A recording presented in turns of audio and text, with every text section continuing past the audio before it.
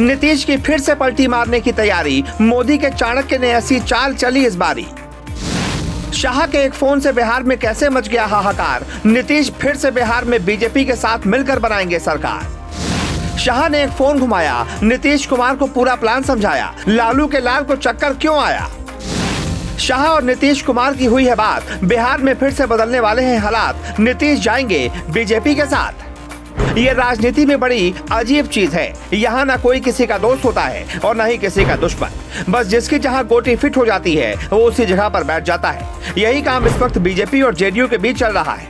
खबर है कि कुछ दिनों पहले बीजेपी को गालियां देने वाले नीतीश कुमार अब एक बार फिर से पलटी मारने वाले हैं। मंच से कांग्रेस को विपक्षी एकता का पाठ पढ़ाने वाले नीतीश कुमार अब खुद बीजेपी के साथ मिलकर चुनाव लड़ने वाले हैं और ये पूरा खेल अमित शाह के एक फोन से हो गया है। राजनीति के चाणक्य कहे जाने वाले अमित शाह ने ऐसा खेल खेला कि एक फोन से पूरे बिहार की राजनीति का तख्ता पलट कर दिया।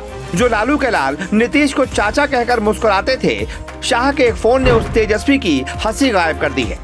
लोकसभा चुनाव से पहले बीजेपी के इस कदम को बहुत बड़ा माना जा रहा है। अमित शाह की इस चाल से बीजेपी को 3 फायदे होंगे। चलिए सबसे पहले आपको फोन की कहानी बताते हैं, फिर 3 फायदों के बारे में बताएंगे। दरअसल 1 मार्च को जब नीतीश कुमार अपना 72वां जन्मदिन मना रहे थे तो उन्हें प्रधानमंत्री नरेंद्र मोदी ने ट्वीट करके बधाई दी। इसके अलावा कई भाजपा नेता और बीजेपी शासित प्रदेश के मुख्यमंत्री भी बधाई देने वालों की लिस्ट में शामिल हुए। नीतीश कुमार ने भी धन्यवाद देने में देरी नहीं लगाई, लेकिन ये केवल जन्मदिन की बधाई नहीं थी, बल्कि आने वाले वक्त की राजनीति की पटकथा तैयार की जा रही थी। इस दिन एक और बड़ी सियासी घटना घटी। जेडीयू के वरिष्ठ सूत्रों से मिल रही जानकारी के मुताबिक अमित शाह ने नीतीश कुमार को फोन करके जन्मदिन की बधाई दी। जाहिर सी बात है, जब 2 पार्टियों के 2 दिग्गज नेता आपस में बात करते हैं तो कई सियासी मुद्दों पर चर्चा होती है। लोग कयास लगाने लगे हैं कि बिहार में संभावित गठबंधन को लेकर भी चर्चा हुई होगी।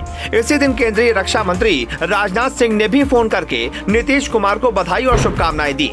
कुल मिलाकर पहले पीएम मोदी का बधाई संदेश, फिर अमित शाह का और फिर राजनाथ का फोन। इसके बाद राजनीतिक गलियारों में चर्चा है कि नीतीश कुमार 2014 से पहले विपक्षी एकता के मंच को ठोकर मारकर बीजेपी के झंडे के नीचे वापस आ सकते हैं।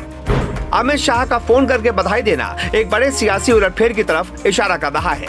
इन घटनाक्रमों से बीजेपी और जेडीयू के रिश्ते फिर से पटरी पर आने के कयास लगने लगे हैं। अगर दोनों दलों के रिश्ते सुधरते हैं तो इसका असर बिहार की सियासत में भी देखने को मिल सकता है। इस बात से भी इनकार नहीं किया जा सकता कि बीजेपी और जेडीयू फिर से साथ साथ आए और बिहार में नई सरकार बनाए। दरअसल अमित शाह राजनीति के चाणक्य हैं, वो हवा का रुख परखना जानते हैं। शाह को पता है कि नीतीश कुमार का साथ बीजेपी के लिए जरूरी नहीं बल्कि मजबूरी भी है। बिहार में जब जब जेडीयू और बीजेपी ने साथ साथ लोकसभा का चुनाव लड़ा है, शानदार प्रदर्शन किया है। 2019 में एनडीए गठबंधन ने बिहार में 40 में से 39 सीटों पर जीत दर्ज की थी। 2024 में भी केंद्र की सत्ता में वापसी करने के लिए बीजेपी को बिहार की जरूरत पड़ेगी। बिहार में एक तबका ऐसा भी है जो सिर्फ नीतीश कुमार के चेहरे पर वोट करता है। उनके लिए गठबंधन या पार्टी मायने नहीं रखती। 2020 के विधानसभा चुनाव में ये बात साबित हो चुकी है। शायद यही कारण है कि अभी तक जेडीयू में कोई बड़ी तोड़फोड़ नहीं हुई। अगर फिर से नीतीश कुमार और बीजेपी साथ साथ आते हैं तो लोकसभा के साथ साथ विधानसभा चुनाव में भी इसका असर देखने को मिल सकता है। इसलिए मौका था और दस्तूर भी। नीतीश के जन्मदिन के मौके पर शाह के फोन ने अगर काम कर दिया तो 2019 में बीजेपी का रास्ता आसान हो जाएगा। बिहार में नीतीश के साथ आने से बीजेपी को 3 फायदे होंगे।